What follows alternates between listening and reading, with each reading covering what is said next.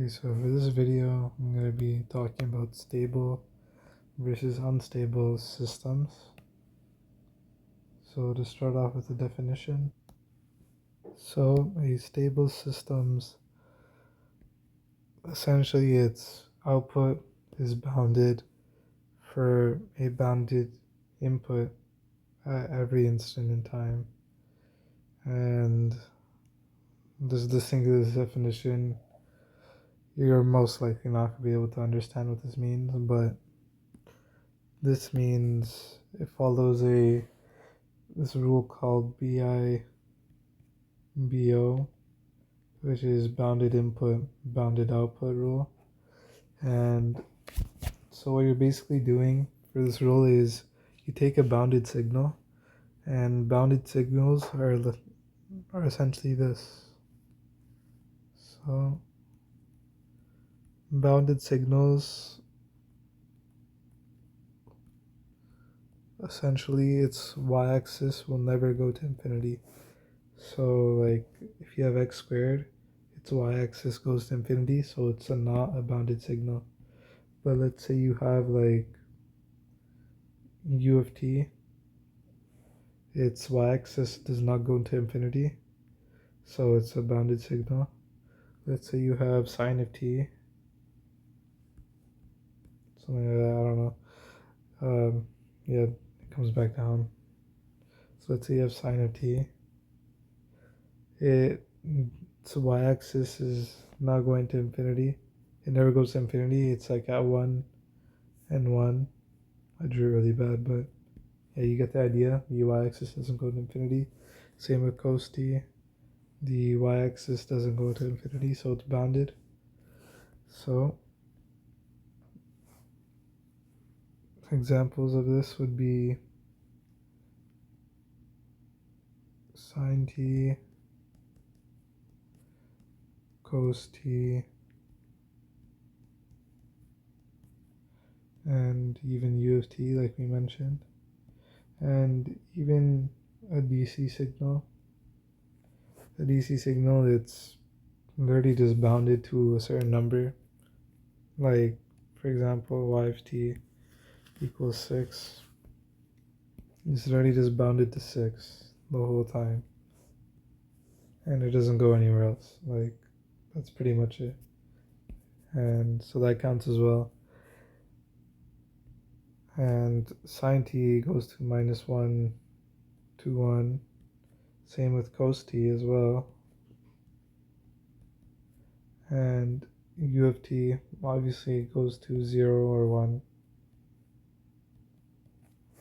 So let's go over the first example of how we would apply this. So let's say you have y of t is equal to tx of t, right?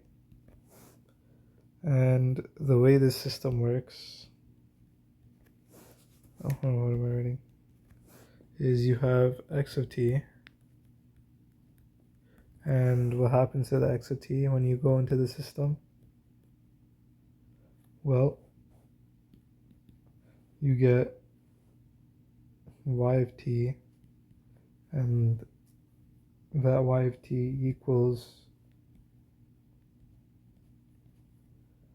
t x of t. So for every x of t you get, when you put it in the system, you get tx of t, or t multiplied by every x of t. So what we have to do to check if it's stable or not is we're gonna, instead of putting x of t into our input,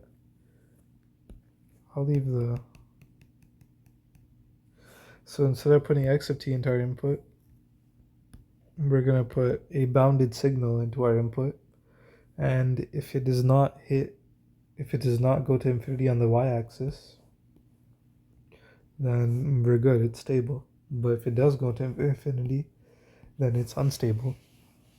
So let's try u of t. So we plug in u of t into our input, and we put it into the system. And after putting in the system, we get y of t. But what the system does, its behavior, is it multiplies the input by t. So we're going to write u of t and multiply it by t. And you'll just get t u of t. Now, does this go to infinity? Does t u of t go to infinity? Well, let's check. So the regular u of t is like this, right? This is 1. But t u of t is a little different. It will go something like this. And it just, if you have the graph of t, it's literally just a straight line. But u of t is 0, so the negative side of the graph doesn't exist. It's always 0, so it's like that, and it goes forever. You could have 1, 2, 3, 4, 5, 6, 7, 8, 9, 10. It goes forever. So this system is unbounded. It's unbounded. Since the y-axis goes to infinity when you plug a bounded input into the system. So this system is unstable.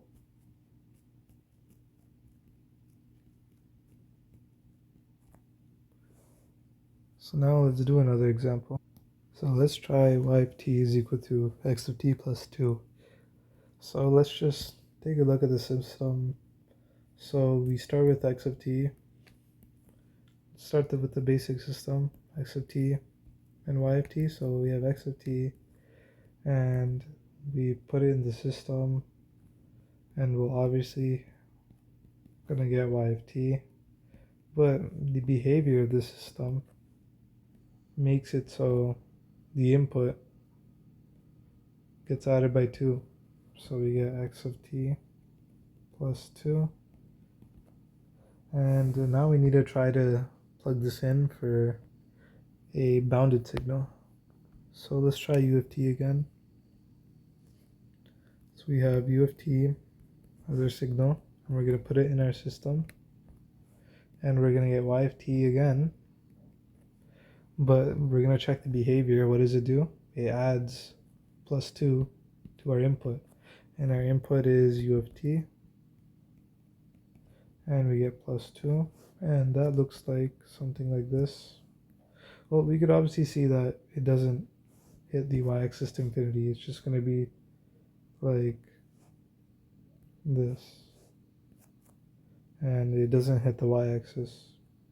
Or like, it doesn't go to infinity on the y-axis. So it is stable. It is bounded. And this is essentially the BIB rule, or the definition that I wrote above. That's how you follow it and check if it's stable or not. And we could try to make the input a DC signal. Let's say it is 4. The signal is just a constant 4. So we put it in our system, and we get y of t, and it adds 2 to our original input. So we will get 4 plus 2, which is 6. And we could clearly see that this is also a DC signal.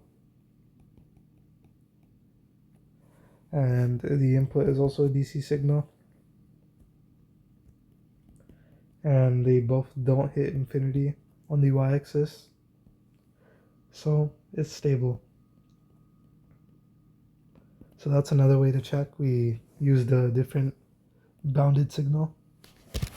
And that's it.